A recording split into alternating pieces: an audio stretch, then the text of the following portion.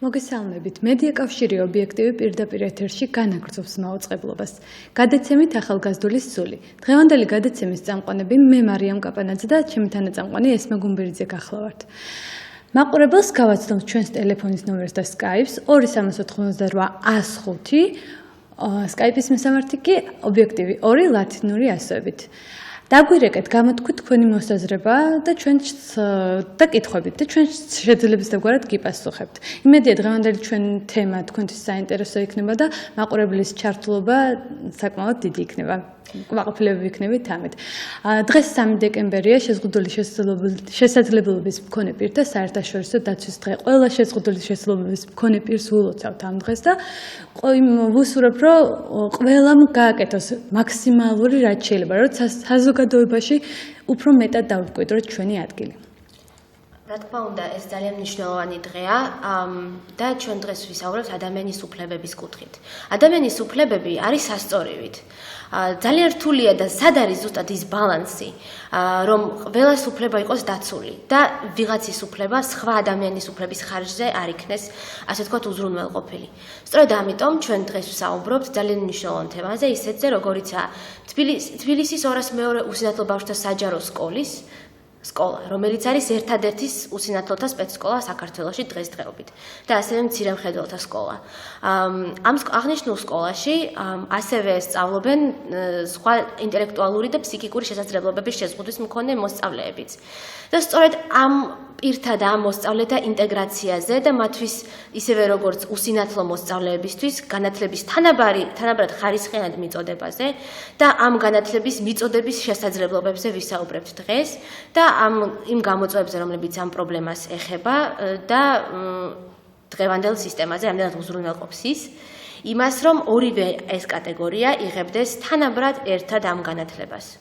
ჩვენ ძალიან გვინდოდა საჯარო სამსახურიდან განათლების სამინისტროდან წარმომადგენლების მოწვევა და ძალიან ვწუხართ, რომ ყველა მათგანმა უარი განაცხადა ჩვენს გადაცემაში მონაწილეობას. ეს არის ძალიან სამწუხარო და ზოგადად მინდა აღვნიშნო, რომ საჯარო სამსახურის წარმომადგენლები ყოველთვის ერიდებიან, არ ვიცი რატომღაც აზრის გამოთქვას და პოზიციის დაფიქსირებას ამ საკითხებზე საჯაროდ მედიას სივრცეში.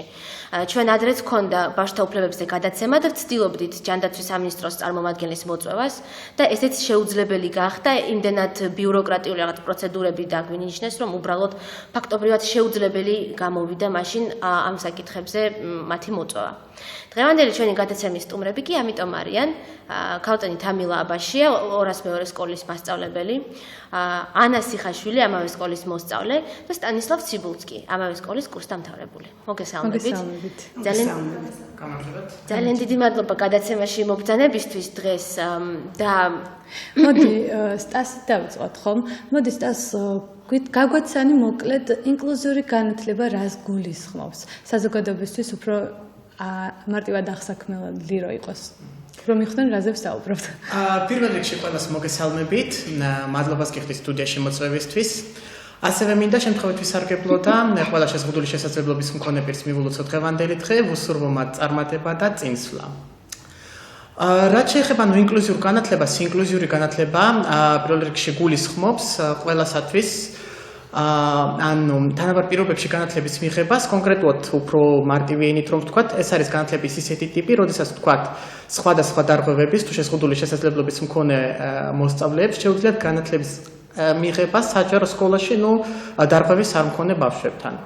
რასაკვირველია, ამ დროს ერთ-ერთი აუცილებელი ფაქტორი არის სპეცპედაგოგის ჩართვა, რომელიც ამ შემთხვევაში უზრუნველყოფს იმას, რომ მოსწავლემ საჯარო სკოლაში ვთქვათ, თავი კომფორტულად იგრძნოს ერთის მხრივ, მეორეს მხრივ მიიღოს კვალიფიცირებულად მიიღოს განათლება, ხო და მესამე მხრივ ეს არის კიდევ ერთი ძალიან მნიშვნელოვანი პრობლემა, დაამყაროს კომუნიკაცია მოსწავლეებთან. ინკლუზიური განათლება, რა თქმა უნდა, შესაძლებელი არა მარტო სკოლის დონეზე, არამედ არაფორმალურ განათლებაშიც, უნივერსიტეტებშიც, საბავშვო ბაღებშიც და სკოლებშიც. შენთან მინდა გადმოვიდე კითხვით. თქვენ სკოლაში ერთად სწავლობთ, ხო? უსინათლო და ინტელექტუალური და ფსიქიკური შესაძლებლობების შეზღუდვის მქონე ბავშვები. ერთ კლასებში, ცალკე კლასი არ არსებობს, ხო? ცალკე. და პროგრამა ერთი აქვთ ყველას, თუ როგორ გადიან, ამაზე რო გითხრა, თუ გაქვს ინფორმაცია. პირველ რიგში მოგესალმებით და ყველა შეზღუდული შესაძლებლობის მქონე ადამიანს მინდა მივულოცოთ დღევანდელი დღე. ჩვენ ერთი და იგივე პროგრამა არ გვაქვს, უსინათ თუ ადამიანს, ანუ ვისაც არ აქვს სხვა შეზღუდული შესაძლებლობის მქონე შეზღუდული შესაძლებლობები უბრალოდ, იმას გვაქვს მხოლოდ, ანუ ჩვეულებრივი პროგრამა, როგორცაც გადიან სხვა სკოლებში და კიდევ სხვა შეზღუდული შესაძლებლობის მქონე ადამიანები, ანუ დამატებით შეზღუდული შესაძლებლობის მქონეებს აქვთ უკვე განსხვავებული პროგრამა, ინდივიდუალური გეგმა. ერთად, ანუ ამ ყველაფრის ერთად სწავლა არის ძალიან ძნელი, ანუ ორივე პროგრამის ერთად გავლა მასწავლებლისთვის და კლასში მსხვერპლ მოსწავლეებისთვისაც ძალიან ძნელია და ვფიქრობ, რომ უნდა არსებობდეს სპეციალური კლასი ყველა სკოლაში, სადაც არის ინკლუზიური განათლება. ძალიან საინტერესო პრობლემა დასვი შენანი, ანუ თქვენ ერთად ხეთხართ გაკვეთილზე. მაგრამ პროგრამები გაქვთ აბსოლუტურად განსხვავებული. როგორ ხდება ეს პრიორიტეტების კუთხით, მაგალითად მასწავლებელს როგორ შეუძლია 45 წუთში დავუშვათ თან აგიხსნათ მათემატიკა თქვენ და თან აუხსნას სხვანაირი მათემატიკა, სხვა დონის და სხვა საჭიროებების საფუძველზე იმ დამატებით შეზღუდვის მქონე ბავშვს, რომელსაც თავის საჭიროებები აქვს. ეს როგორ ხდება? და რა ხდება, როდესაც მაგალითად ის ბავშვი იღლება, ან რაღაც პირობითად ამ რამე შეტევა აქვს, ან სწავლის პროცესი როგორ მიმდინარეობს, ხო? ანუ პრინციპში ორივე მხარე იჩაგრება ამ შემთხვევით. იმიტომ რომ მე როდესაც გავდივარ ძალიან რთულ მათემატიკას უკვე მე-9 კლასში, მას სჭირდება სადღაცას პირველი მესამე კლასის მათემატიკა. ძალიან რთულია ჩემთვისაც და მისთვისაც. ანუ ამ შემთხვევაში მეც ვიჩაგრები, იმიტომ რომ განსხვავებული პროგრამა აქვს მას და ისიც იღლება ჩემი პროგრამით. იმიტომ რომ დრო ვერც ერთს ვერ ეთმობა, დიახ. ანუ მასწავლებელი ვერ ახერხებს უბრალოდ ორივე მოსწავლეს გართვას თავი, ასე ვთქვათ. Ani, თუ იყო ვინმე მოსული განათლების სამინისტროდან და დააკვირდა სწავლის პროცესს და დააკვირდა თქვენს უფლებებს, რამდენად ირღვეოდა, თუ იციან მათ ამის შესახებ? პირადად მე ამაზე ძალიან ბევრჯერ ვისაუბრე უკვე განათლების სამინისტროს წარმომადგენელთან, მაგრამ კლასში ყოველ შემთხვევაში გაკვეთილზე არავინ არ დაგუსწრებია. და რა ხდება მაგალითად სპეცპედაგოგი, როგორც ვიცი, თქვენ ყავთ სკოლაში და ფსიქოლოგი. ის რამდენად ის ყოველ გაკვეთილზე ზის, როდესაც სადაც კი არის ესეთი დამატებით შეზღუდვის მქონე ბავშვი, თუ ის უბრალოდ ხანდახან შემოდის, თუ როგორ ხდება ეს? ის ყოველ გაკვეთილზე ვერ დაჭდება, იმიტომ რომ თითქმის ყველა კლასში უკვე ასეთი ბავშვი ზის. ანუ ერთდროულად ვერ გაქვს. Სტას, რამდენად ეთანხმები ამ სიტუაციას? ანუ შეზღუდული როგორც წეგან ახსენე შენ, შეზღუდული შესაძლებლობის მქონე პირი უნდა დადიოდეს ინტეგრაცია ნიშნავს ამას, რომ დადიოდეს ჩვეულებრივ სკოლაში და არა სპეცსკოლაში. აი, რამდენად ეთანხმები ამ სიტუაციას შენ? კი ბატონო, ანუ ზოგადად ინკლუზიურ განათლებას ვეთანხმები და ვემხრობი, თუმცა მე თვითონ ანუ რაკი ვმუშაობ დღის ცენტრში, მქონია საკმაოდ მჭიდრო შეხება თქვა სხვადასხვა დარღვევები, მენტალური დარღვევების მქონე ადამიანებთან და ობიექტური რეალობა იმაში მდგომარეობს, რომ თითოეულ მათგანს ფაქტობრივად განსხვავებული მიდგომა და სწავლის პროცესში განსხვავებული პირობები ესაჭიროება. Ну, ამ სიტუაციაში მე სიმართლე რომ გითხრათ, ძალიან ძნელად წარმომედგენია თუ როგორ მათ შეუძლიათ თქვა განათლების მიღება ჩვეულებრივი პროგრამით, ანუ განსაკუთრებული პროგრამის არ ქონის შემთხვევაში. მაპატიესტას ზარია ეთერში. ეთერში ხართ, გისმენთ პირდაპირ ეთერში ხართ. გამარჯობა, მოგესალმებით. გამარჯობა, გისმენთ უპირველეს ყოვლისა მოგესალმებით და მინდა რომ ყველა შეზღუდული შესაძლებლობის მქონე პირს მიულოცა დღევანდელი დღე და საერთოდ ვისურვო ის რომ მარტო ეს დღე არ ყოფილიყოს შეზღუდული შესაძლებლობის მქონე პირებისთვის აი რაღაცა გახსენების დღე და შეხსენების დღე, მინდა რომ ყველა დღე იყოს ჩვენი ამ ადამიანების რაც შეეხება თქვენს თემატიკას, ძალიან მნიშვნელოვანი და აქტუალური თემაა დღეს. მოგესალმებით ყველას, სტას, ანი, ჩემო საყვარელო წამყვანებო, თამილა მასწავლებელო. და რა ვიცი, მე ძალიან მიხარია რომ თქვენი ხმა ასე ისმის ამ ეთერიდან. მადლობა მედია კავშირ ობიექტივს. რაც შეეხება ამ პრობლემას, მინდა ვთქვა ძალიან პრობლემატური საკითხია დღეს ინკლუზიური განათლება.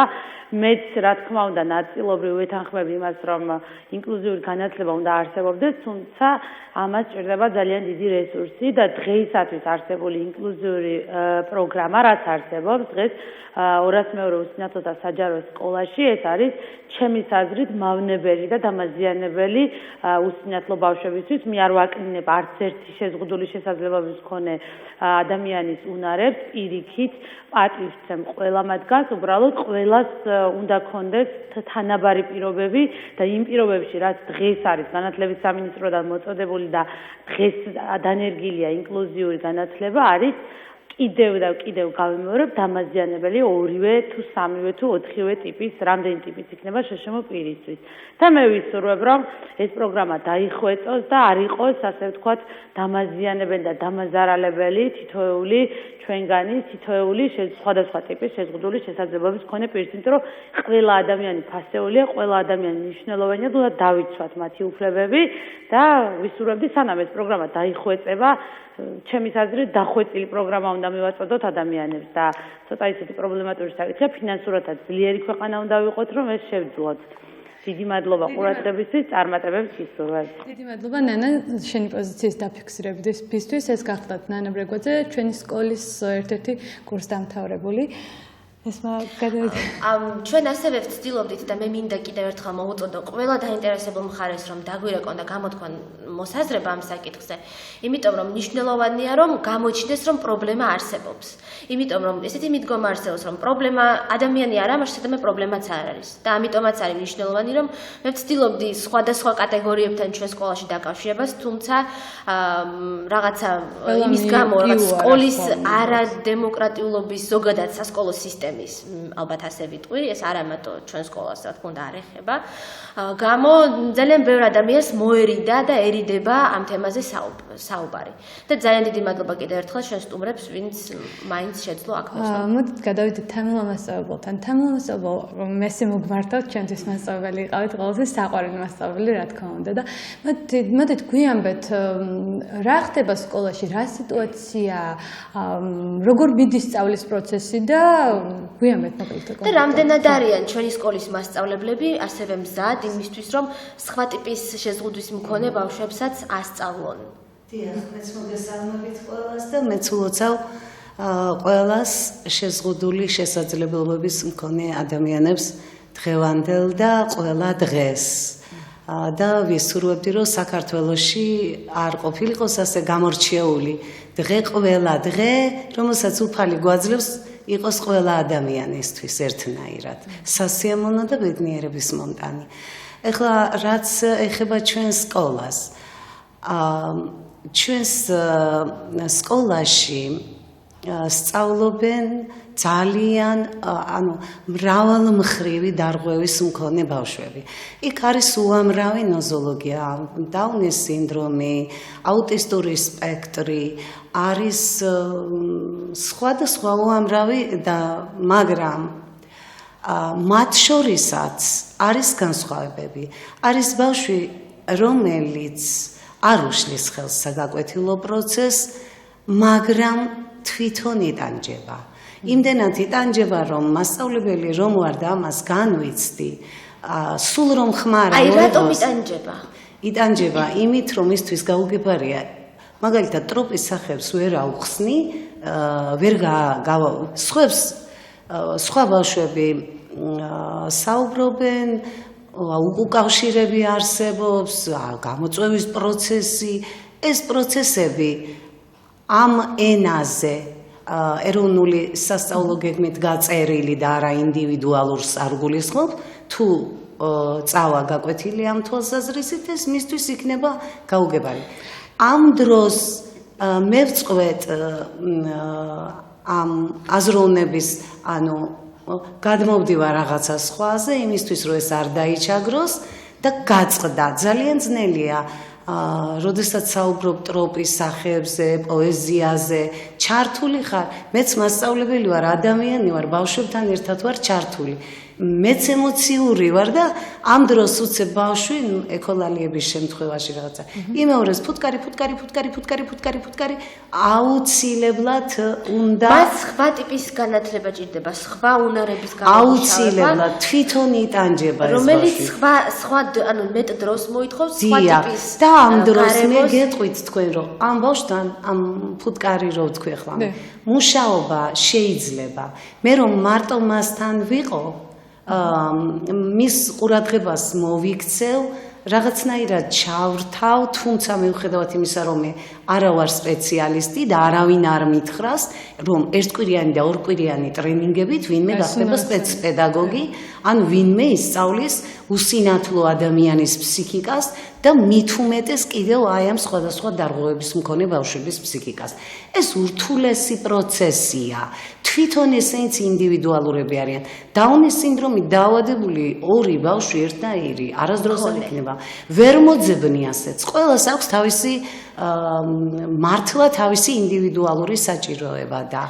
ძალიან რთული ხდება მაგრამ ყველაზე რთული რაც არის ამ ბავშვების შემთხვევაში ორი კატეგორია მინდა აღვნიშნო ეს არის ძალიან მძიმე ფსიქოემოციური აშლილობა ფაქტიურად ძალიან ძნელია ასეთ ბავშვებთან კონტაქტში შესვლა და თვითონ მულტიდისციპლინარულ შეფასება უჭირს და როცა პედაგოგს შეფასება არ უდევს ცხადია ყველა ადამიანს თანხმება თვითონ სამინისტროს წარმომადგენლებიც რომ იყვნენ აქ და მასწავლებლის სახლის წარმომადგენლები ისინიც დამეთანხმებიან რომ თუ ინდივიდუალური გეგმა არ ეფუძნება შეფასებას სპეციალისტების მიერ დადებულ შეფასებას მაშინ მუშაობის შედეგი არასოდეს არ იქნება მიღწეული შეფასება უნდა მედოს და თუ შეფასება ვერ ხერხდება იქ ძალიან ძნელია და მეორე კატეგორია გახლავთ ეს არის ღრმა გონებრივი ჩამორჩენა IQ 20-ს დაბლა ანუ IQ გახლავთ მაყურებლისთვის რომ გასაგები იყოს ინტელექტის კოეფიციენტი მისი გონებრივი და შემეცნებითი შესაძლებლობების კოეფიციენტი გახლავთ გამოთვლილი კოეფიციენტი ამას ქვია IQ როცა 30-ს დაბლა არის IQ ნუ 40-ს დაბლა იქ უკვე აკადემიურ უნარებზე საუბარი არის ძალიან ძნელი და ბოლოს მე მინდა გითხრათ რომ ჩვენ ვიცით რომ განათლების ინკლუზიური მეთოდი გულისხმობს აგერ სტასიმაც გითხრა ახლა შეზღუდული შესაძლებლობა ანუ სპეციალური საგანმანათლებლო საჭიროებების მქონე ბავშვების ჩართვას თვითონ ეს სახელიც გვეუბნება რომ საგანმანათლებლო საჭიროება ჭირდება ამ ადამიანს ამ ბავშვს აკადემიურად უნდა იქნას წარმატებული და ამ მხრივ უნდა ამაღლდეს ჩართვა სასწავლო საგაკვეთილო პროცესში და თუ კი ეს ჩართვა შეუძლებელი იქნება რეალურად მაშინ აქვს კი აზრი ასეთი ბავშვების ამ შემთხვევაში ანუ არაფერ ღონისძიებას არ მიმართავენ ხოლმე ანუ ვიცით რა გვაინტერესებს კიდევ ამ შემთხვევაში ჩვეულებრივი უსინათლო ანუ მხოლოდ უსინათლო შეზღუდის მქონე ბავშვი რა მდგომარეობაში ვარდება რამდენად ღებულობს ის სათანადო განათლებას და იჩაგრება თუ არა მისი ბავშვები ამას ხვდებიან საოცარი გაგებით მე პირველად შევედი წელს მე-5 კლასში ესე გადმოდიან კლასები და ბავშვი აი ესე რომ ლაპარაკობდა და მე შევყოვნდი იცით აი ვაღიარებ და მეც მეშლება ხელი აზროვნებაში ამ დროს როცა აი ესეთი რაღაც უნებლიე მოძრაობები წამოყვირებები უმართავი სიტუაცია იქნება და ბავშვები მეუბნებიან რომ მასწავლებელო თქვენ განაგრძეთ გვესაუბრეთ ჩვენ თქვენ გისმენთ და მე შემრცხვა მართალი გითხრათ ბავშვების წინაშე მაგრამ ეს რამდენად აისახება მაინც აისახება ბუნებრივია განათლება ხომ იმიტომ არის რომ მაინც მოამზადოს ისინი შემდგომ ცხოვრებისთვის და რაღაც აკადემიური უნარები თუ მათ ვერ გამოიმუშავეს თავის დროზე ხო ეს ხომ კოსმოსური ხომალდებით არის თუ წესიერად და კარგად არ გაიმართა ხო როცა ეს კოსმოსში გავა ის აუცილებლად დაიღუპება ამიტომ რაღაც აკადემიური უნარი თუ ვერ მოიპოვა ბავშვმა ანუ ის პრობლემები შეექმნება შემდეგ დასრულობაში უკვე როცა სკოლას დაამთავრებს. აუცილებლად. ინკლუზიური განათლების ინკლუზიური მოდელის ერთ-ერთი სახე ერთ-ერთი, ასე ვთქვათ, ამ სხვადასხვა განხრაში შემავალი ერთ-ერთი არის ინტეგრირებული კლასი. Აი ინტეგრირებულ კლასში ძირითადად მუშაობენ მულტიდისციპლინარული გუნდის წარმომადგენლები. ესენი გახლავთ სპეცპედაგოგი, ფსიქოლოგი, ოკუპაციური თერაპევტი, მობილობის ტრენერი, რომლებიც არა აკადემიურ, არამედ უფრო სოციალურ ყოფით უნარებზე მუშაობენ. და მე ვთვლი, რომ ეს გაცილებით უფრო მეტი შედეგის მომტანია ამ ბავშვებისთვის, მრავალმხრივად ვითარდებიან, ყველა ხარვეზს ექცევა აქ ყურადღება მათ შესწავლილი აქვთ, რა თქმა უნდა, რომელ ხარვეზზე იმუშაონ და აი იქ შედეგებს შეიძლება მათ უფრო მიაღწიონ. თქვენ ხართ მარტო ასეთ კლასში. მე ვარ მარტო ასეთ კლასში. ისე და სხვადასხვა შეზღუდვის დიახ, მარტო და ეს არის საზღვარგარეთის არც ერთ ქვეყანაში ასე არ ხდება. ანუ დღეს ჩვენ სამწუხაროდ ჩვენი სკოლები, ჩვენი პედაგოგები და რაც მთავარია რესურსები არ არის იმისთვის მზად, რომ განათლების ინკლუზიური მოდელი წავიდეს სრული, ასე ვთქვათ, ტემპით. თუმცა თუ არ დავიწყეთ, არასოდეს არ იქნება, ვერ განვითარდება. მაგრამ ეს დაწყების მომენტი არის ძალიან ფაქიზი, ისე უნდა გავაკეთოთ, რომ არ დავაზიანოთ არც ერთი მხარე და რაღაცნაირად ტრავმა არ დაუტოვოთ და მე მეთუდ რომ ექნება. მე გესაუბრებით თქვენ იმაზე, თუ რა ტრავმა შეიძლება მიიღოს უსინათლო მოზარდმა აი ასეთი გაუთვალისწინებელი შემთხვევები. მე სტასთან მინდა უცბად გადავიდე კითხვით. სტას, შენ პოლონეთში იყავი, უსინათლოთა სკოლაში სწავლობდი იქ 9 წლის განმავლობაში და რომ გაგვიზია, რომ იქ როგორ იყო, ანუ თქვენ უსინათლოთა სკოლაში როგორ იყვნენ ინტეგრირებული, თუნდაც სხვა ტიპის შეზღუდვის მქონე ბავშვები. რაღაცა ცალკე საგნები ჰქონდათ, თუ ერთად იყავით, მათ რაღაც განსხვავებული მასწავლებელი, დამატებით სპეცმასწავლებელი თუ ყავდათ იქვე, თუ როგორ ხდებოდა იქ პროცესი, ამაზეც რო გვესაუბრო. მოკლედ, ოღონდ ძალიან დროში ვართ შეზღუდულები. ანუ 2011 წელს კი ბატონო ვიმყოფებოდი 4 თვის განმავლობაში, ეს იყო ბიტგოშის უსინათლოთა სკოლა. მინდა ვნიშნო, რომ არავითარ ინკლუზიურ განათლებას ამ შემთხვევაში ადგილი არ ჰქონია. და სხვათა შორის იყო ასეთი მაგალითი, როდესაც იმ სკოლაში გაგზავნეს გონებრივი ჩამორჩენის მქონე ბიჭი. დაახლოებით რამდენიმე თვის განმავლობაში ეს ბიჭი ასევე ესწრებოდა ჩვეულებრივად კლასში გაკვეთილებს სხვა მოსწავლეებთან ერთად. თუმცა ამის შემდეგ სკოლამ პირდაპირ განაცხადა, რომ სამწუხაროდ ამ ბავშვისთვის პირობები ჩვენ სკოლაში არ გვაქვს, ჩვენ მას განათლებას ვერ მივცემთ და მალევე მოხდა ამ ბავშვის სკოლიდან გაყვანა. ну სხვა შემთხვევაში, ანუ ჩვენ სკოლაში იყვნენ მხოლოდ უსინათლო და ვთქვათ მცირე მხედველი მოსწავლეები, ამიტომაც მაგ მხრივ ინკლუზიურ განათლებაზე არანაირი საუბარი არ იყო. ინკლუზიური განათლება საერთაშორისო სტანდარტებს მორგებულია, ხო? რა თქმა უნდა, 2011 წელს შემოვიდა ჩვენს ქვეყანაში, მე როგორც ვიცი, თუ არ ვცდები, და რამდენად ეთანხმები იმ ფაქტს, რომ ჩვენ ნამდვილად ვართ ამისთვის მზად, ჩვენი ქვეყანა იმდენად განვითარებულია, რომ ამ სტანდარტებს მოერგოს? ზოგადად ის რომ უნდა დაიწყოს ამაზე მუშაობა, ალბათ დავას არ საჭიროებს, თუმცა სამწუხაროდ ისიც უნდა ვნიშნოთ, რომ მზად ჩვენ ნამდვილად არ ვართ. ძალიან ხშირი, ანუ ჩვენ მე მგონი იმდენად ცოტა გვეშინია არატოლერანტულები გამოვჩნდეთ, რომ მზად ვართ ბევრ პრობლემაზე თვალი დავხვეჭოთ კიდევაც. აი დღესდღეობით სხვათა შორის ძალიან ბევრი მაგალითია იმისა, თუ როგორ ვთქვათ, შეზღუდული შესაძლებლობის მქონე მოსწავლე თუნდაც რომელიც ხდება ჩვეულებრივ საჯარო სკოლაში, ამ შემთხვევაში ხდება დაჩაგრული, სხვა მოსწავლეებს მასთან ფაქტობრივად არ სურთ კონტაქტი.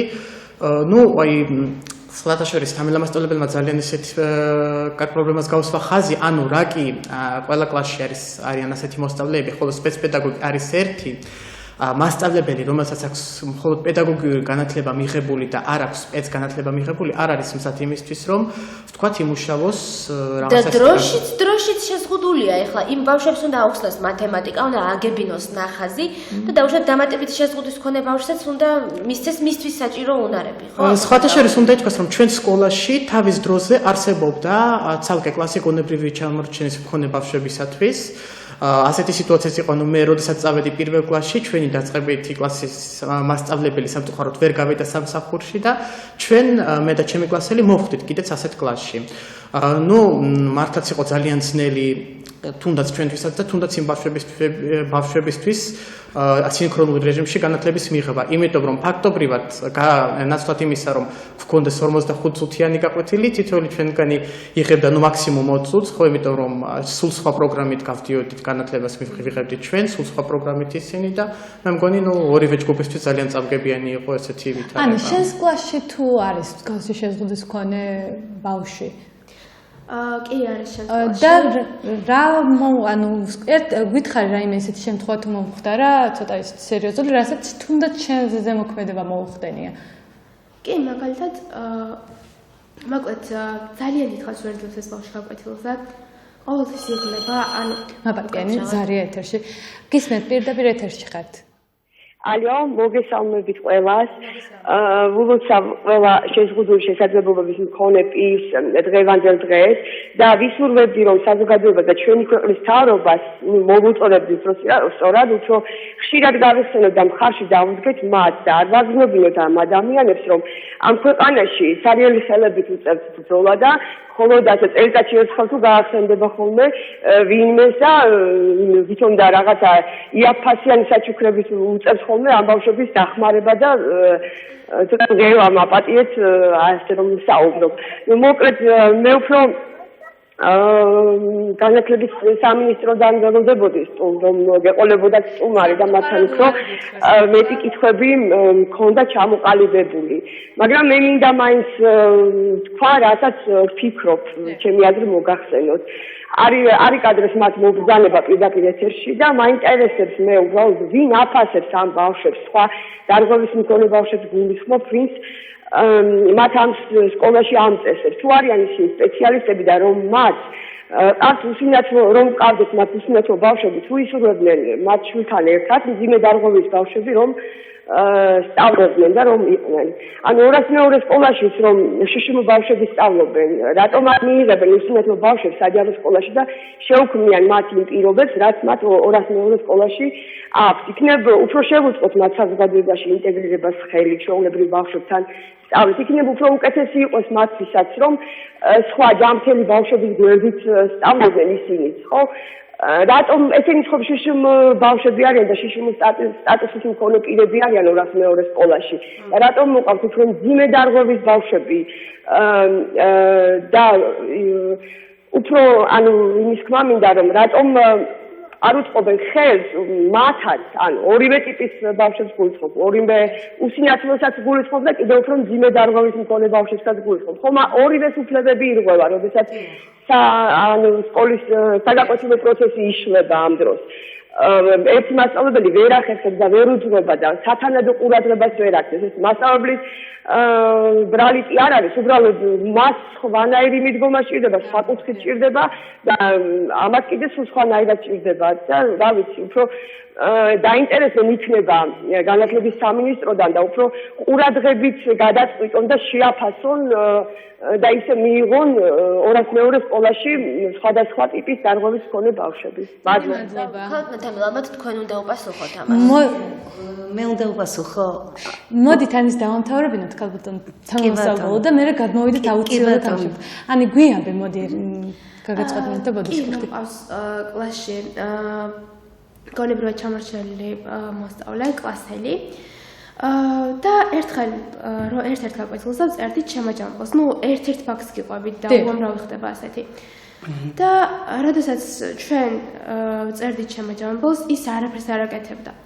ანუ, იმიტომ რომ ის ვერ გადის ჩვენ პროგრამას. თუ იღლება ძალიან მალე გაკვეთილებს და დაიწყო დავიღალე, ანუ ეს ბავშვი ვერ დადის. და დაიწყო ხელების დარტყმა მერხსა, რომ აი დავიღალე, მე აღარ მინდა გაკვეთილზე და ასე შემდეგ. ამ შემთხვევაში ანუ მე აზრი მეფანტება იმას, რასაც ვწერ. და ნუ ის ბავშვი არ გაიყვანეს რესურს ოთახში, სპეცმასწავლებელი არ ჩაერია ოკუპაციური თერაპევტი, არ გაიყვანეს ან ფსიქოლოგმა დაუშვათ. ამ შემთხვევაში მათ კიდევ სხვა ბავშვები ყავდათ და ვერ მოხერხდა ეს ყველაფერი რომ გაეყვანათ. ანუ რაოდენობრივად იმდენად დიდია, რომ არც ფსიქოლოგი არ ყოფნის და არც სპეცმასწავლებელი, ხო ესეა თამამასწავლებელი? ძიმე გონებრივი ჩამორჩენის ბავშვი ყავდა რესურს ცენტრში იმ დროს ფსიქოლოგს, რომელთანაც ფაქტიურად ძალიან ძნელი არის მუშაობა ნელ-ნელა აგრესიაში გადასდის და ფიზიკური ძალა მას აქვს. რა ვიცი, თუ მომხდარებს გასულ შემთხვევაში ფიზიკური ძალადობის თუნდაც უსინათლო ბავშვთან დაკავშირებით. მასწავლებლები და ამ შემთხვევაში როგორ იცავენ უსინათლო ბავშვის უფლებებს? ანუ ბავშვების მიმართ იყო ძალადობა? ხო, ბავშვების მიმართ. არა, მასწავლებლები ძალიან ხშირად დადიან დაკაწრულები, დაურჯებულები. მაგრამ ჩემ სპეცპედაგოგს რო უთხარი, მე ასე მითხრა, რომ შენი ბრალიც არისო ესო. და რატო არის ჩემი ბრალი დღემდე ვერ მესმის, იმიტომ რომ პროგნოზს ვერ გააკეთებ, როდის რას მოიმოქმედებს. აი ზის წყნარად დაუშვათ, ხო და უცებ. ხო, აი მინდა რომ უპასუხო იმ რადიოში ვინც დარეკა, შეფასების მომენტი აინტერესებდა მას. შეფასება ასეთი ბავშვებისა, არც ნებისმიერი ბავშვის უსინათლოსი თუ სხვა დარღვევის მქონე ბავშვების არ ხდება ჩვენ სკოლაში. ეს ხდება სამინისტროს მულტიდისციპლინარული გუნდის წარმომადგენლების მიერ. ისინი აფასებენ და ისინი გადაანაწილებენ, სად გაუშვან, რომელ სკოლაში, რომელი ბავშვი გამოუშვან ჩვენთან და ჩვენთან ძირითადად. უკაცრად რო ჩაგეკითხოთ, ჩვენ სკოლას აქვს თუ არა უსინათლოთა სკოლის სტატუსი, თუ აქვს ანუ პროფილური სპეცსკოლის სტატუსი, საჯარო სკოლის სტატუსი, თუ აქვს საერთო სპეცსკოლის სტატუსი, ანუ ნებისმიერი შემოპირისთვის სკოლის სტატუსი. რომ იცით რა ქონდა და მგონი საოცარია დადგენილი არ არის ჩვენ ამაზე ვიმსჯელეთ ჩვენ კავშირში გვყავდნენ მოწვეულეს დეპარტამენტის და მასწავლებლის სახლის წარმომადგენლები და მაშინაც დავსვით ძალიან საინტერესო საკითხი დასვა ახლა ესმამ თუ საჯარო სკოლა იმდენად რამდენადაც ამ სკოლაში სწავლის უფლება აქვთ გონებრივად ჩამორჩენილ გონებრივად მაშინ მხედველობის არ მქონდეთ უფლება მაგრამ ამ დროს მხედველ ბავშვს არ აქვს სწავლის უფლება თუ არის საჯარო სკოლა მაშინ კანონის მიხედვით უნდა კონდეს მაგრამ არა აქვს ასეთ ბავშვს და აქვე მინდა გითხრათ რომ ძალიან კარგი იქნებოდა ჩვენთან რო იყოს უფრო მეტი ყურადღება რო ექცეოდეს და ადაპტირებული რო იყოს და მოდიფიცირებული რო იყოს ყველაფერი იმისათვის რომ ისწავლოს სუსტად მხედველმა ბავშვებმა. ამისი გამოცდილება ჩვენ სკოლას აქვს, მე მახსოვს ერთი პერიოდი იყო ასეთი რამ და ძალიან კარგი დღეს არ არის მცირე მხედველი. ეს იყო მართლა საუკეთესო ინტეგრირების თვალსაზრისითაც ფაქტიურად მცირე მხედველი არის მხედველი, რომელსაც ნაკლებად აქვს ეს სტერეოტიპული და უსინათლოსთვის დამახასიათებელი სხვა პრობლემები, მობილობის და სხვა და ჩვენ გვეხმარებოდნენ ასეთი ბავშვები და იყო ძალიან კარგი. და ზოგადადაც იქნებოდა ძალიან კარგი. და ზოგადადაც მართლაც თუ საჯარო სკოლა ქვია, მაშინ მცირე მხედველს კი არა, მხედველსაც უნდა შეეძლოს მაშინ ამ სკოლაში მოსვლა. მაშინ გამოდის, მაშინ ესე დავასკოთ, რომ გამოდის რომ ჩვენ სკოლას აქვს სპეცსკოლის სტატუსი, ოღონდ აქვს არაპროფილური, არამედ საერთო სპეცსკოლის სტატუსი, de facto შეიძლება კანონში არსად არ წერია, ანუ ისეთი სკოლის, სადაც ნებისმიერი ტიპის შშმ პირს შეუძლია ბავშვს რომ მივიდეს. ანუ ფაქტობრივად უტოლდება ერთგვარად დღის ცენტრს რაღაც კაცი. ძალიან კარგი იქნებოდა თვითონ განათლების სამინისტროდან რო ყავდეს წარმომადგენელი და ეს შეკითხვა იმას დავუსვათ, მაგრამ თამამსწავლო, მოდით იქნებ თქვენ გვიპასუხოთ, რა შემადგენლობაა ეს ვინ შედის, ანუ ვინც განსაზღვრავს ამ ბავშვს. ხო, მულტიდისციპლინარული, ანუ ფსიქოლოგები ყავთ, რამდენად განეხო, თქვენთან ვინც იყვნენ მოსულები, ანუ რაზე გესაუბრენ, რა შემადგენლობაა ეს, რო გითხრათ თქვენ თვითონ. ესენი არიან სპეციალისტები და ამ სპეციალისტების უმრავლესობა, სპეციალისტები ფსიქოლოგი, ოკუპაციური თერაპევტი, მულტიგუნდის სოციალური მუშაკი ჩვენ არ ამგონია რომ იქ მაშინ ყავდა. და ესენი განსაზღვრავენ, ესენი აფასებენ ამ ბავშვებს და მერე გადაანაწილებენ და სამწუხაროდ პროცენტულად ბევრი ხდება ჩვენ სკოლაში მრავლობითი დარღვევის მქონე. და საბოლოო ჯამში მე ვფიქრობ, ეს გამოიწვევს სკოლის გადაქცევას რაღაცა არ ვიცი რა დავარქვა და დაეწესებულება რა სახელი სადღაც შეზღუდული. სკოლა ანუ არა უსინათლო სკოლა. თუ სკოლა დღეს არის როგორც საგანმანათლებლო დაწესებულება, რომელიც აკადემიურ წარმატებებს ემსახურება. ამ ფუნქციას თანდათანობით თუ ასე გაგრძელდა, დაკარგავს და თქვენ შემოგევლეთ ერთ საკითხს მინდა კიდევ მაყურებელმაც მოისმინოს და ყველა. მოკლედ თუ შეიძლება. დიახ, ძალიან მოკლედ შევეცდები. მშობლის მხრიდანაც რო ავიღოთ. აი მე ეს სკოლა დავამთავრე და მშობლების დამოკიდებულება ჩემი ასეთი იყო. ძალიან უჭირდათ ჩემი იქ დატყვება, მაგრამ სიტუაცია ისეთი დახვდათ იქ, რომ მათ ოდნავ არ შეყოყმანებულან, მაგრამ ეხლა სკოლის ჭიშკრიდანვე რომ უცნაური ხმები ისმის, ნებისმიერ მშობელს ეს შეაკრთობს და არავის არ მოუნდება იქ ბავშვის დატოვება. მოდით, იცით რა გითხარით, რაოდენობა გითხარით, რამდენია უსინათლო ბავშვი და ხო დაახლოებით და რამდენია ფარდობა რა არის? პროცენტულად თანდათან იმატებს, ახლა მე ამაზე არ მიმუშავია და არ ნახევარი უმრავლესობა ძალიან ბევრია უკვე მრავლობითი დარღვევის მქონე ბავშვი, ძალიან ბევრი. ცოტა თვითონ კონტინგენტი არ არის ბევრი, სულ რაღაც 41-45 ბავშვია. კონტინგენტმაც დაიწია მასობაში, მინდა ვთქვა, ადრე 60-მდე იყო. ნამდვილად კი. ხო, დაიწია რა თქმა უნდა. და ის ბავშვები, რომლებიც ჩემი აზრით იქ უნდა ტარდებოდეს მონიტორინგი იმ ჩვეულებრივ საჯარო სკოლებში, სადაც სწავლობენ ჩვენი ბავშვები.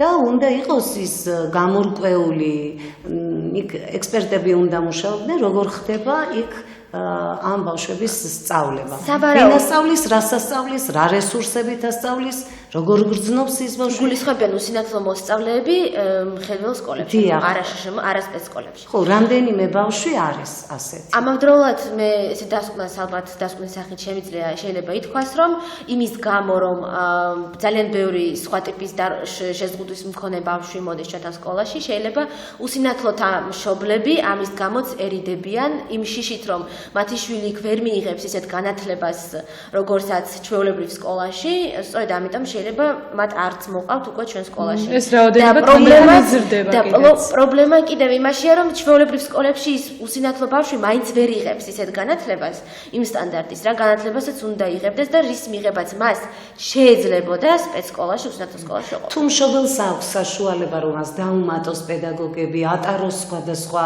საგნებზე და სხვანაირად აღზარდოს თავისი შვილი, მაგრამ დღეს საქართველოში ძალიან ცოტას აქვს ამის საშუალება. თამამასწავლო, რა უნდა ვიმოქმედოთ ჩვენ უსინათლო ადამიანება? აი მე მაგალითად შეიძლება არ ვიცი მომავალში რა იქნება, როგორ იქნება, ჯერ არ მყავს არც მეუღლე და არც შვილი, მაგრამ შეიძლება მყავდეს უსინათლო შვილი, მე თავად უსინათლო გოგონას, რომელსაც ჩემი სურვილი, ჩემ პოზიციას დავაფიქრე, რომ ჩემი სურვილი იქნებოდა, რომ მიმეყვანათ ჩემი შვილი უსინათლო სკოლაში და არა ჩვეულებრივ საჯარო სკოლაში, იმიტომ რომ მე თვითონ რომ მქონია არ არის საზოგადოება, არც ბავშვები არ არიან იმდენად განვითარებულები, რომ ჩვენთან უმურთიერთობა მოქცევა იცოდნენ.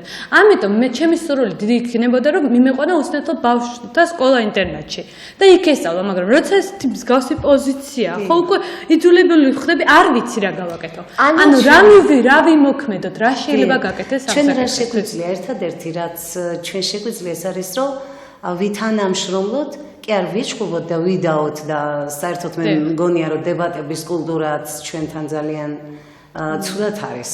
ცუდად აქვს საქმე დებატებს. კი არ ვიჩხუბოთ, არამედ აკადემიურად ვისაუბროთ სამინისტროს წარმომადგენლებთან და ისინი დაგვეხმარებიან, ისინიც ადამიანები არიან და სხვათა შორის მე ძალიან ბევრჯერ მახსოვს მათი მხრიდან მოსმენა და აზრთა გაზიარება და არ იყო ცუდი მაშინ რო შევხვდით. უნდა საერთო ენა გამოვნახოთ და რაღაცაზე შევჯერდეთ, რომ ეს ალტერნატივის უფლება დაუტოვოთ ადამიანებს და ორი კატეგორია გამოირიცხოს ჯერჯერობით, ეს არის ფსიქიური აშლილობა და ღრმა გონებრივი ჩამორჩენა. რაზე შეთანხმდით იმ შეხვედრაზე თამამასწავლო? თუ მოხდათ რაიმე კონსენსუსი, რაიმე შედეგს თუ მიაღწიეთ შეხვედრაზე, თუ უბრალოდ საუბარი საუბრად დარჩა? რა ვიცი ხა შედეგი პრაქტიკულად არაფერი შეცვლილა, მაგრამ რაღაც ადამიანური თვალსაზრისით რაღაცა ისეთი მუხტი წამოვიდა, რომ მე შთაბეჭდილება დამრჩა, რომ ადამიანებმა მოგვისმინეს და გვითხრეს ხმამაღლა თუ არ გვითხრეს, გულის გულში სადღაც მაინც იფიქრეს, რომ მართალს ამბობენ ეს საცოდავებიო. და დღეს არის შეზღუდული შესაძლებლობების მქონე ადამიანების დღე თუ რა ქვია, არ ვიცი და მინდა ჩემი სურვილი გამოვხატო, რომ საქართველოში ჩვენ არ ვრჩებოდეთ მუდმივად ბენეფიციარებად და მუდმივად პირები არ კონდეს დაღებული, როდის ჩაგვიდებს ვინმე თავის დაჭერილ თევზს. არამედ ჩვენ კონდეს ცხოვრების უფლება, მშვენიერების დანახვის უფლება, შრომის უფლება და კონდეს ყველაფრის უფლება, რისი უფლებაც აქვს ჯანმრთელ ადამიანს. მე ისეთი კითხვა მაქვს ქალბატონ თამილა თქვენთან, ანუ რა თქმა უნდა ჩვენ ყველანი ვთანხმდებით, რომ კი ბატონო ინკლუზიური განათლება ძალიან კარგია და მნიშვნელოვანია. ამავდროულად ჩვენ იმასაც ვთანხმდებით, რომ ამის მიუხედავად ყველა დასავლურ სახელმწიფოში ოჯახს და მაგალითად უსინათლო ბავშვს თვითონ მოსწავლეს აქვთ არჩევანის უფლება, რომ ისწავლონ ჩვეულებრივ სკოლაში თუ ისწავლონ უსინათლოთათვის მაგალითად განკუთვნილ სპეციალურ სკოლაში. თუ ისწავლონ არაპროფილურ სპეციალურ სკოლაში, ანუ ყველა საერთო შეშემო პირებისთვის განკუთვნილ სკოლაში. მნიშვნელოვანი რა არის? ანუ ერთია ინკლუზია საერთო სკოლებში და სხვა საკითხია ინკლუზია სპეცსკოლაში. იმიტომ რომ ეს ინკლუზია სპეცსკოლაშიც ფაქტიურად ორმაგი ინკლუზია გამოდის, ასეთი ტერმინი არ არსებობს და ეხა როგორ გითხრათ, მაგრამ პრაქტიკულად ორმაგი ინკლუზია გამოდის. ანუ მე უსინათლო ბავშვმა უნდა შევითავსო კიდევ ისეთი, რომელიც მე უნდა დამეყრდნოს და არა ისეთი, რომელსაც მე უნდა დავეყრდნო. ანუ ეს ფაქტობრივად ნიშნავს, რომ მე როგორც უსინათლო ბავშვმა, ანუ როგორც უსინათლო ბავშვის მშობელმა, მე რომ ვთქვი, რომ მე მინდა სპეცსკოლაში, უსინათლოთა სკოლაში სწავლა და არ მინდა ჩვეულებრივ საჯარო სკოლაში. არავინ არ გიშლის. მაგრამ ამავდროულად მე როდესაც მივდივარ უსინათლოთა სპეცსკოლაში, მე იქაც მოხდება მაინც ინკლუზიური გარემო. ანუ ის რის გამოც მე ჩვეულებრივ სკოლაში ვქრი, უარი, რომ მინდა რომ განათლება მივიღო და ჩემზე ორიენტირებული, რომ ის უნარები გამოვიმუშავა, რაც მე მჭირდება. მე როდესაც უსინათლოთა სპეცსკოლაში მივდივარ, იქაც იგივე პრობლემა მოხდება, განათლებას ვერ ვიღებ ისეც, იმის გამო, რომ სხვა ტიპის შეზღუდვის ბავშვებსაც სჭირდებათ ის დრო და ერთი მასწავლებელი 10-ად ვერ გაიხლიჩება და 10 სხვადასხვა საჭიროების მქონე ბავშვს 45 წუთში კარგ და სტანდარტულ ცოდნას, რომელიც მას უნივერსიტეტში ჩასაბარებლად გამოადგება და 100%-იანი დაფინანსებისთვის მაგალითად ვერ მისცემს უბრალოდ. სტას, დასახოწია თუ არა ეს ინკლუზიური განათლების რა თქმა უნდა, თვითონაც მუშაობენ ამაზე. მე ერთი რამ მაოცებს და დღემდე ვერ გამიგია. ყველა დადეს საზღვარგარეთის ქვეყნებში და ყველაფერს ხედავენ რა ხდება იქ. და ბუნებრივია მოდიან და ხედავენ რა ხდება აქ და ილია რომ წავიდა პეტერბურგში, სულ იმას ფიქრობდა რა ჩამოვიტანო ჩემი ხალხის და ჩემი ქვეყნისთვისო და მიზანი ეს იყო. ამათი მოგზაურობის მიზანიც ვფიქრობ ეს არის, მაგრამ თუ კი არაფერი არ შეიცვლება ხა ასეთ სიარულს აზრი არ მგონია კონდეს. რა ვიცი როგორ ვთქვა და ანი, მოდი გითხარი, შენი სურვილი როგორ გინდა რომ იყოს ჩვენი სკოლა, რა კუთხით მინდიოდეს სწავლება, შენი პოზიცია დაგვიფიქსირე, შენი სურვილები გვიამბე. მოგეთ, ჩემი ერთადერთი დიდი სურვილი არის ის, რომ ყველა სწავლობდეს იმას, რაც ესაჭიროება და რაც შეუძლია. ანუ მე ვსწავლობდე იმას, რაც შემიძლია და სხვა ტიპის შეზღუდული შესაძლებლობების მქონე ადამიანი სწავლობდეს იმას, რაც შეუძლია და რაც უნდა. და კიდევ ერთი სურვილი მაქვს, რომ ჩვენ სკოლაში იყოს სპეცკლასი. ინტეგრირებული კლასი ქვია მაგას ინკლუზიის ენაზე და ეს ინტეგრირებული კლასი ისეთი რამ გახლავთ, იმდენად საჭიროა, რომ არ არის ჩვენთან ოფიციალურად შექმნილი, მაგრამ ეს ინტეგრირებული კლასი ჩვენთან თავის თავს თვითონ იმკვიდრებს, ბუნებრივად იმკვიდრებს, ყველა კლასში გამოსდის ხეს. არა, ეს არის ერთი კლასი არა, ფაქტიურად დღევანდელ სიტუაციიდან გამომდინარე, ყველა ესეთი კლასი ხდება მეთქი, ეს ვიგულისხმები. არა, ინტეგრირებული, ეს არის სპეციალური კლასი, რომელიც ერთი შეიძლება არსებობდეს, სადაც თავს იყრის მრავლობითი დარღვევის მქონე ბავშვები და მუშაობს ეს ინკლუზიური ეს მულტიდისციპლინარული გუნდი ამ ბავშვებთან და არის თუ არა ეს ოფიციალურად არსებობს თუ არ არსებობს ჩვენთან ეს ოფიციალურად არ არსებობს მაგრამ ეს კლასი თვითონ იმკვიდრებს თავს რესურს ოთახში ან სხვა იმიტომ რომ გაგვყავს ბავშვები ხოლმე როცა ვერ ძლებენ უკვე ვეღარ ითმენენ 45 წუთი მათთვის არის დიდი დრო და ამ დროს უნდა გაიყვან და საერთოდ ეს განათლების მოდელის გულისხმობს ამას რომ მათი ჩართვის პროცესი არ უნდა იყოს ხანგრძლივი იქ მერე ფსიქოლოგი ადგენს და შეფასების გუნდი ადგენს რომელ ბავშვს რამდენი ხანი შეუძლია გაუძლოს საგაკვეთილო პროცესს მე ასევე მინდა აღვნიშნო ჩემი გამოცდილებიდან რომ პოლონეთის ერთ-ერთ სკოლაში ჰქონდა ჩვენ სასწავლო ვიზიტი და იქაც იყვნენ სხვა ტიპის შეზღუდვის მქონე ბავშვებიც მაგრამ და მოსწავლეებიც მაგრამ ისინი გადიოდნენ სხვა საგნებს სხვა ტიპის უნარებს გამოიმუშავებდნენ ასევე ვიყავი თავის დროზე და შეერთებულ შტატებშიც კი პრობლემური არის არა მხოლოდ გონებრივი და ინტელექტუალური შეზღუდვის მქონე ბავშვების, უსინათლო ბავშვების ჩვეულებრივ სკოლებში ინტეგრირების პრობლემაა. მიუხედავად იმისა, რომ დამეთანხმებით ძალიან დიდი ეკონომიკის სახელმწიფოა, უამრავი ფინანსური რესურსით და ასე შემდეგ, მაინც ანუ ის რომ კლასში სადაც მაგალითად უსინათლო ან სხვა შშმ ბავშვი სწავლობს, უნდა იყოს ნაკლები მოსწავლე, იქაც კი არ სრულდება ეს მოთხოვნა, არ სრულდებოდა. ანუ კლასში იჯდა მაგალითად 25-20 ადამიანი მოსწავლე და მათ შორის იყო ერთი ან ორი უსინათლო ან სხვა ტიპის შეზღუდვის. და ამ დროს, რა თქმა უნდა, გაკვეთილი მასწავლებელი იყო ერთი, სპეცმასწავლებელი დამატებით, ანუ არ შემოდიოდა ესე ყოველ გაკვეთილზე და რა თქმა უნდა, ეს გაკვეთილი როდესაც კიდე 18 ბავშვი ყავდა თუ 19 უსინათლოს გარდა, ვერ იქნებოდა გათვლილი ამ უსინათლოზე. ის იყო მაინც ხედველი ბავშვის და ბავშვის სწავლებაზე გათვლილი. თამამასწავლებლო, ზიანდება თუ არა უსინათლო ბავშვის ფსიქოლოგია ასეთ გაკვეთილის პროცესში?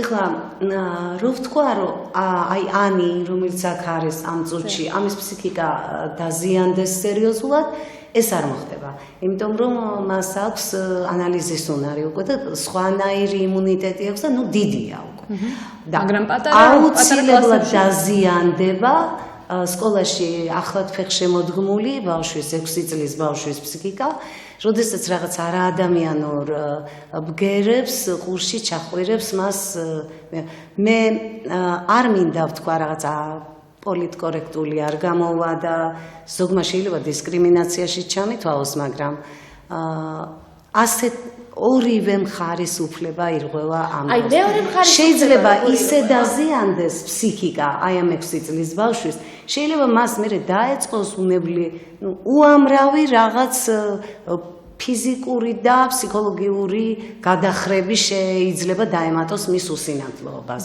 შეიძლება გონებრივი პრობლემაც დაემატოს. ეხლა აქ არ არის ფსიქოლოგი და ფსიქიატრი, თორე ალბათ ისინი უკეთესად ილაპარაკებდნენ ამაზე, იმიტომ რომ შიშს ამ დროს ადრენალინის დიდი რაოდენობა გამოიყოფა, ვიცით ჩვენ ეს და შიშს მოსდევს უამრავი სხვადასხვა გადახრის სხვადასხვა დაავადების პროვოცირება. რა თქმა უნდა, ეს არანაირად არ ნიშნავს იმას, რომ სხვა თუნდაც ინტელექტუალური თუ ფსიქიკური შეზღუდვის მქონე ბავშვთა რაღაც იზოლირება უნდა მოხდეს სხვა ბავშვებისგან. უბრალოდ მთავარი ამას არც ერთი კატეგორიის განათლების უფლება, ასე თქვათ, არ შეიზღუდოს ამ დროს. არც უნდა გამოირიცხოს ის ფაქტორი, რომ ჩვენთან იყვნენ მეორადი შეზღუდვის მქონე ბავშვები. დიახაც უნდა იყვნენ, მაგრამ ეს ორი მძიმე კატეგორია, რომელიც მე უკვე ვთქვი, რამენაირად ეს ორივე იჩაგრება და ამიტომ უნდა მოვარიდოთ ერთმანეთს და ის თქმა, რომ აი სადაც ავიყვანოთ, აი ეს უნდა გამოირიცხოს. სახელმწიფომ უნდა უზრუნველყოს ეს საწავეყვანოს გადასარავი კომფორტი ამ შვენიერი პირობებია. ინტეგრაცია მიიყვანა ჩვეულებრივ სკოლაში, თუ ეს ხო, არ ჩვეულებრივი სკოლა ამას ვერ აიტანს და ვერც ის ბავშვი აიტანს, მისთვის საუკეთესო პირობები არის იქ და იმიტომ ურჩევნია ამ მშობელს, მაგრამ სამწუხაროდ ჩვენ დრო ამოიწურა. დიდი მადლობა ყველა თქვენთაგანს ჩვენ სტუდიაში მომბრძანებისათვის დღევანდელი დღე რომ დაგვითმეთ ის მნიშვნელოვანი წუთები.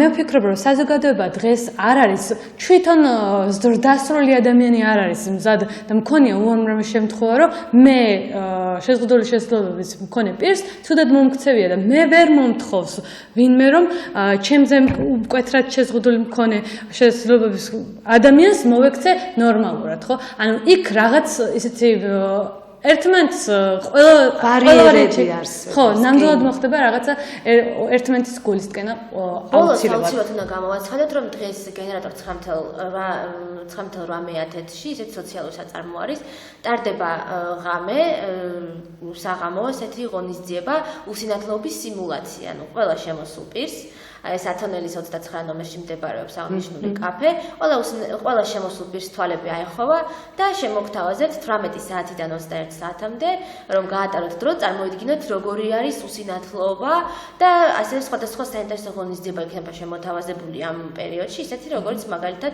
ბრაილის მოკლე გაკვეთილი. და ვინც დაინტერესებული ბრძანებით მოგძალით აუცილებლად. ჩვენს მაყურებელს კი დავამშვიდობებით ზუსტად 2 კვირით მომავალ შეხვედრამდე.